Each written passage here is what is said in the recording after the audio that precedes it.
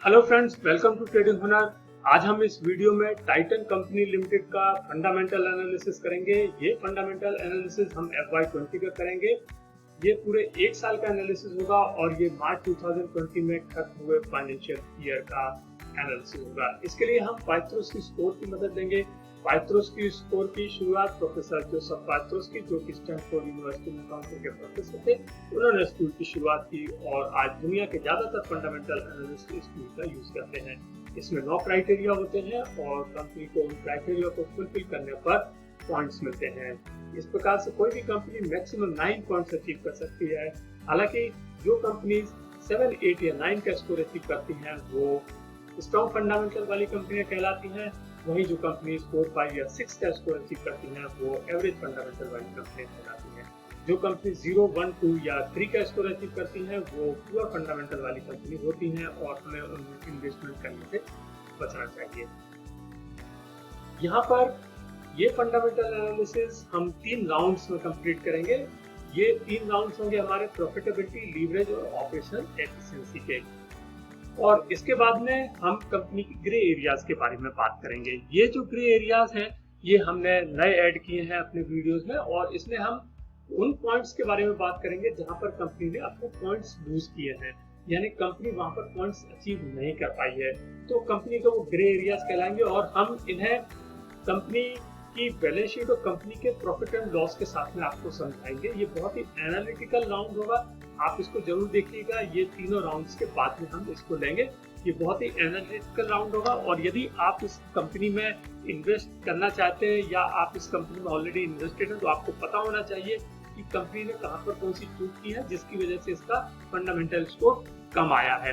तो यहाँ पर हम इस राउंड को जरूर करेंगे, आप इसको देखिएगा। यहाँ पर अभी आप जो देख रहे हैं ये हमारा है डिस्क्लेमर, जो कि हमारी वेबसाइट www.tradinghunar.com पर भी अवेलेबल है।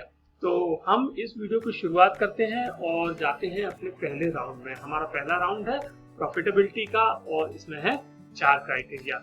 वो ये 4 क्राइटेरिया है आपके सामने। इसमें पहला क्राइटेरिया है पॉजिटिव नेट इनकम का। हमें ये पता करना है कि कंपनी की जो नेट इनकम है करंट ईयर में वो पॉजिटिव है या नहीं। यदि कंपनी की इनकम पॉजिटिव होगी तो कंपनी को 1 पॉइंट मिलेगा। तो आइए चेक करते हैं क्या हुआ है। कंपनी की जो पॉजिटिव इनकम है या नहीं, इसके लिए हमने ये मार्च 2020 का डाटा देखा और जैसा कि आप देख रहे हैं बॉटम लाइन में इनका जो नेट प्रॉफिट आया है वो आया है 1496.69 करोड़। ये एक पॉजिटिव फिगर है और यहाँ पर हम कंपनी को देते हैं 1 पॉइंट। और चलते हैं अपने दूसरे क्राइटेरिया में। दूसरा क्राइटेरिया है पॉजिटिव रिटर्न ऑन एसेट। हमें ये चेक करना है कि कंपनी का जो रिटर्न ऑन एसेट है वो पॉजिटिव है या नहीं। तो इसके लिए हमने कंपनी का डाटा देखा और जैसा कि आप देख रहे हैं बॉटम लाइन में मार्च 2020 में ये आ रहा है 11.08%। तो ये एक कंडीशन कंपनी ने और फुलफिल की है और इसके लिए यहाँ पर कंपनी को 1 और पॉइंट मिलता है। और अब हम चलते हैं तीसरे क्राइटेरिया में। तीसरा क्राइटेरिया है पॉजिटिव ऑपरेटिंग कैश फ्लो। हमें ये चेक करना है कि कंपनी का जो ऑपरेटिंग कैश फ्लो है या जिसे हम कैश फ्लो फ्रॉम ऑपरेशंस कहते हैं वो पॉजिटिव है या नहीं।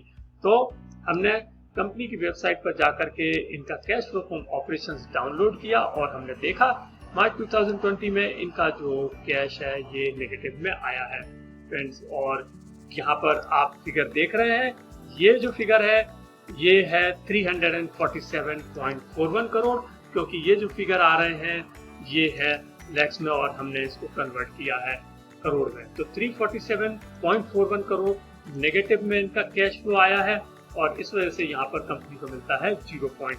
और हमारा जो चौथा क्राइटेरिया है वो है cash flow from operations should be greater than net income. यानी जो अभी हमने थर्ड क्राइटेरिया में कैश फ्लो फ्रॉम ऑपरेशंस देखा था वो फर्स्ट क्राइटेरिया वाले पॉजिटिव नेट इनकम से ज्यादा होना चाहिए। लेकिन अफसोस है कि कंपनी को इसमें 0 पॉइंट ही मिलेगा, क्योंकि कंपनी का already cash flow from operations negative में है।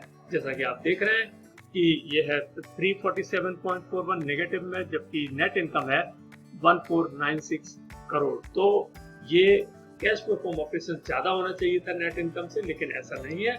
ये मैं आपको फिर से डाटा दिखा देता हूँ और इस वजह से कंपनी को यहाँ पर कोई पॉइंट नहीं मिलेगा। तो हम कंपनी को यहाँ पर देते हैं 0 पॉइंट और इस प्रकार से प्रॉफिटेबिलिटी में कंपनी को मिलते हैं 4 में से 2 पॉइंट और हमारा पहला राउंड खत्म हुआ। पहले राउंड में कंपनी को मिलते हैं 2 पॉइंट्स और कंपनी का पाइथ्रोस स्कोर हो जाता है 2। तो अभी हमारा पहला राउंड था, आपने देखा कंपनी इसमें अच्छा परफॉर्म नहीं कर पाई है, 2 पॉइंट्स इसके कटे हैं और उसके कटने की वजह है इसका कैश फ्लो फ्रॉम ऑपरेशंस, ये नेगेटिव में आया है। ये इसको हम चर्चा करेंगे इसकी ग्रे एरियाज में कि किस वजह से ये नेगेटिव में आया है, वो हम आपको बताएंगे। और अब हम चलते हैं दूसरे राउंड में। दूसरा राउंड है लीवरेज का और इसमें है 3 क्राइटेरियाज। कौन कौन से वो क्राइटेरियाज हैं? ये रहे वो क्राइटेरियाज, जिसमें पहला क्राइटेरिया है lower ratio of long term डेब्ट इन करंट ईयर। फ्रेंड्स, अब हम राउंड 2 और 3 में कुछ वर्ड्स देखेंगे, लोअर और हायर। इनका मतलब है कि हमें डाटा को कंपेयर करना है प्रीवियस ईयर से। तो यहाँ पर जैसा कि पहले क्राइटेरिया में ये कह रहा है कि लॉन्ग टर्म डेब्ट करंट ईयर का वो पिछले साल के लॉन्ग टर्म डेब्ट से कम होना चाहिए, क्योंकि इससे हमें ये पता चलेगा कि कंपनी के लीवरेज पोजीशन में सुधार हुआ है। तो आइए चेक करते हैं हम दोनों साल के डाटा को। तो यहाँ पर जैसा कि आप देख रहे हैं, मार्च 2019 में इनका डेब्ट टू इक्विटी था 0.39 और मार्च 2020 में इनका डेब्ट टू इक्विटी हो गया है 0.35। तो इसमें एक इम्प्रूवमेंट है और कंपनी ने अपने लीवरेज पोजीशन में सुधार किया है और इसलिए हम कंपनी को यहाँ पर देंगे 1 पॉइंट। तो कंपनी को 1 पॉइंट यहाँ मिलता है और बढ़ते हैं अपने दूसरे क्राइटेरिया की ओर, जो कि है higher current ratio in current year. Current ratio का मतलब है कंपनी की लिक्विडिटी। तो हमें ये चेक करना है कि कंपनी की जो लिक्विडिटी है वो पिछले साल से इम्प्रूव हुई है या नहीं। तो इसके लिए हम चेक करते हैं कि क्या हुआ है। लास्ट ईयर मार्च 2019 में इनका जो करंट रेशियो था वो था 1.76, जो कि बढ़ गया है मार्च 2020 में और ये हो गया है 1.80, यानी कंपनी की लिक्विडिटी बढ़ी है और इस वजह से यहाँ पर कंपनी को 1 पॉइंट मिलता है। और अब हम चलते हैं अपने तीसरे क्राइटेरिया में, जो कि है लैक ऑफ शेयर डाइल्यूशन। यहाँ शेयर डाइल्यूशन का मतलब है कि यदि कंपनी ने कोई नए इक्विटी शेयर इशू किए होंगे तो कंपनी को कोई भी पॉइंट नहीं मिलेगा, क्योंकि उससे कंपनी की इक्विटी डाइल्यूट होती है। तो हम चेक करते हैं कि क्या हुआ है।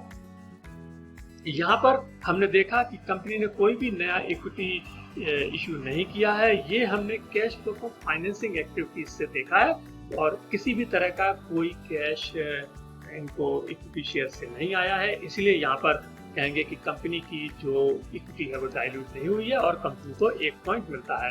तो यहाँ पर कंपनी ने बहुत अच्छा किया है। लीवरेज में 3 में से 3 पॉइंट्स कंपनी को मिले हैं और दूसरे राउंड में कंपनी को मिलते हैं 3 पॉइंट्स और कंपनी का स्कोर हो जाता है 5। तो आपने देखा कंपनी ने एक अच्छा परफॉर्मेंस दिया है राउंड 2 में और अब केवल एक राउंड बचा है जिसमें है 2 क्राइटेरिया। ये राउंड है ऑपरेशनल एफिशिएंसी का और कौन कौन से वो क्राइटेरिया है वो हम देखेंगे। तो इसके ये रहे 2 क्राइटेरिया। पहला क्राइटेरिया है हायर ग्रॉस मार्जिन। हमें ये पता करना है कि कंपनी का जो ग्रॉस मार्जिन है वो पिछले साल से इम्प्रूव हुआ है नहीं, क्योंकि इसी से हमें ये पता चलेगा कि कंपनी की ऑपरेशनल एफिशिएंसी इम्प्रूव हुई है। तो हम चेक करते हैं कि क्या हुआ है। हमने देखा कि लास्ट ईयर इनका जो ग्रॉस प्रॉफिट मार्जिन था वो था 10.99%, जबकि मार्च 2020 में ये इम्प्रूव हो गया है और ये हो गया है 12.44%। तो ये एक इम्प्रूवमेंट कंपनी ने अपने ऑपरेशनल एफिशिएंसी में किया है, ग्रॉस प्रॉफिट मार्जिन में किया है। तो यहाँ पर कंपनी को 1 पॉइंट मिलेगा क्योंकि ये कंडीशन को कंपनी ने फुलफिल किया है। और अब हम चलते हैं अपने आखिरी और 9वें क्राइटेरिया की ओर, जो है हायर एसेट टर्नओवर रेशियो। हमें ये पता करना है कि कंपनी का जो एसेट टर्नओवर रेशियो है वो पिछले साल से ज्यादा है या नहीं है। एसेट टर्नओवर रेशियो का मतलब होता है कि कंपनी ने अपने एसेट्स का किस हद तक अपने रेवेन्यू को जनरेट करने के लिए यूज किया है। तो ये एक ऑपरेशनल एफिशिएंसी का बड़ा इंडिकेटर होता है और यहाँ पर हमने देखा कि कंपनी का जो एसेट टर्नओवर रेशियो था मार्च 2019 में वो था 168.82%, जो कि मार्च 2020 में कम हो गया है और हो गया है 155.36%।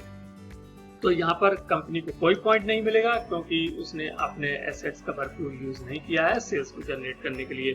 तो यहाँ पर कंपनी को 1 पॉइंट मिलता है 2 में से और कंपनी का तीसरा राउंड खत्म हुआ। तीसरे राउंड में कंपनी को मिलता है 1 पॉइंट और कंपनी का जो ओवरऑल स्कोर हो जाता है वो हो जाता है 6। तो फ्रेंड्स, जैसा कि आपने देखा कि 4, 5 या 6 का स्कोर अचीव करने वाली कंपनी एक एवरेज फंडामेंटल वाली कंपनी कहलाती है। यहाँ पर मैं आपको एक चीज बता दूं कि इन्होंने अपने जो एसेट्स हैं उनका भरपूर यूज इसलिए नहीं कर पाया क्योंकि मार्च में लॉकडाउन लग गया था और उसकी वजह से बहुत सारे स्टोर्स बंद हो गए थे और इनकी सेल्स जनरेट नहीं हुई है। और यही एक रीजन है कि कंपनी ने अपने ऑपरेशनल एफिशिएंसी में अच्छे से परफॉर्म नहीं किया है, बल्कि यदि आप उसके उलट देखेंगे इनका ग्रॉस मार्जिन इंप्रूव हुआ है, लीवरेज में इन्होंने अच्छा परफॉर्म किया है। तो अब बात आती है कि इनका जो पॉइंट्स गए हैं, जो 3 पॉइंट्स गए हैं वो कहाँ गए हैं। इनके जो बेसिकली 2 पॉइंट्स गए हैं इनके कैश फ्लो फ्रॉम ऑपरेशंस की वजह से, और 1 पॉइंट गया है इनका लॉकडाउन की वजह से ऑपरेशनल एफिशिएंसी में। अदरवाइज ये कंपनी बहुत ही स्ट्रॉन्ग फंडामेंटल वाली कंपनी है, लेकिन यहाँ पर पेपर में एक वीक फंडामेंटल वाली कंपनी निकल के आ रही है। ये सब हम डिस्कस करेंगे इसके ग्रे एरियाज में और मैं आपको बताऊंगा कि क्या है। यहाँ पर हमने देखा कि 2 पॉइंट्स इन्होंने लूज किए हैं प्रॉफिटेबिलिटी में और 1 पॉइंट लूज किया है ऑपरेशनल एफिशिएंसी में, तो हम इनको डिस्कस करेंगे। ऐसा था कि यहाँ पर इनका जो पॉजिटिव कैश फ्लो इसलिए नहीं आ पाया क्योंकि इनकी इन्वेंट्रीज बढ़ गई हैं, माफ कीजिएगा इन्वेंट्रीज कम हो गई हैं। तो जब इनकी इन्वेंट्रीज कम हो गई हैं तो इनका जो कैश फ्लो फ्रॉम ऑपरेशंस है वो निगेटिव हो गया है, क्योंकि जब हम इन्वेंट्रीज का एडजस्टमेंट करते हैं कैश फ्लो फ्रॉम ऑपरेशंस में तो इन्वेंट्री घटने पर वो निगेटिव में हमें उसका करना पड़ता है, तो इसकी वजह से इनका कैश फ्लो निगेटिव हो गया है। तो ये एक सबसे बड़ा रीजन था। और जब cash flow from operations negative हो गया तो वो 4th क्राइटेरिया को फुलफिल नहीं कर पाया, क्योंकि cash flow from operations net income से ज्यादा होना चाहिए था। तो दूसरा पॉइंट इन्होंने उसकी वजह से लूज किया है। अब कैश फ्लो इनका जो इन्वेंट्रीज डिक्रीज क्यों हुई है, ये शायद इसलिए डिक्रीज हुई होंगी क्योंकि गोल्ड के प्राइसेस बढ़ रहे थे लॉकडाउन के पहले, और शायद इसकी वजह से इन्होंने कुछ परचेज नहीं किया होगा और कुछ डिफर किया होगा बाय करना, या इनका मैन्युफैक्चरिंग नहीं हो पाया होगा। तो ये एक रीजन है जिसकी वजह से कंपनी ने यहाँ पर 2 पॉइंट्स खोए हैं। जहाँ तक लीवरेज की बात है, लीवरेज में कोई इशू नहीं है, 3 में से 3 पॉइंट कंपनी को मिले हैं। और ऑपरेशनल एफिशिएंसी में कंपनी का जो 1 पॉइंट गया है वो गया है एसेट टर्नओवर रेशियो की वजह से। उसकी वजह यह है कि कंपनी ने अपने एसेट्स तो बढ़ाए कि आगे बिजनेस अच्छा करेंगे, लेकिन लॉकडाउन की वजह से वो सेल्स की वजह से कंप्लीट नहीं कर पाया और सेल्स केवल 6% ही बढ़ पाई है। तो जैसा कि मैं आपको यहाँ पर दिखा रहा हूँ, आप देखिएगा इनके एसेट्स 11,715 करोड़ से 13,549 करोड़ हो गए। यानी कि ये जो एसेट्स एक्विजिशन का जो काम होता है वो साल भर चलता है, और किसी को नहीं मालूम था कि लॉकडाउन होगा, कोविड-19 की प्रॉब्लम आएगी, और सडनली ये प्रॉब्लम आ गई और उसकी वजह से इनका जो 4th क्वार्टर है वो खराब हो गया और 4th क्वार्टर का ही ये इफेक्ट आया है। तो ये आप देख सकते हैं कि ये लगभग इनका जो खराब हुआ है, जो भी हुआ है वो इसी की वजह से हुआ, और इसकी वजह से इनकी सेल काफी ज्यादा कम हो गई है। लगभग 1,250 करोड़ के करीब इनकी सेल कम हुई है, और इनका जो एसेट्स हैं वो 15% की उससे बड़े थे कि आगे चल करके अच्छा बिजनेस होगा, लेकिन मार्च में जो लॉकडाउन हुआ उससे इनकी सेल काफी ज्यादा कम हो गई और केवल 6% ही सेल ये इंक्रीज कर पाए हैं पिछले साल की अपेक्षा। तो इस वजह से इन्होंने 1 पॉइंट यहाँ पर लूज किया। लेकिन फ्रेंड्स, जो भी हो, आपको ये वीडियो कैसा लगा? यदि आपको वीडियो अच्छा लगा हो तो प्लीज आप इसे लाइक कीजिएगा और शेयर कीजिए, और यदि आपने अब तक हमारे चैनल को सब्सक्राइब नहीं किया है तो प्लीज हमारे चैनल को सब्सक्राइब कीजिएगा और बेल आइकन को प्रेस कीजिए। Thank you.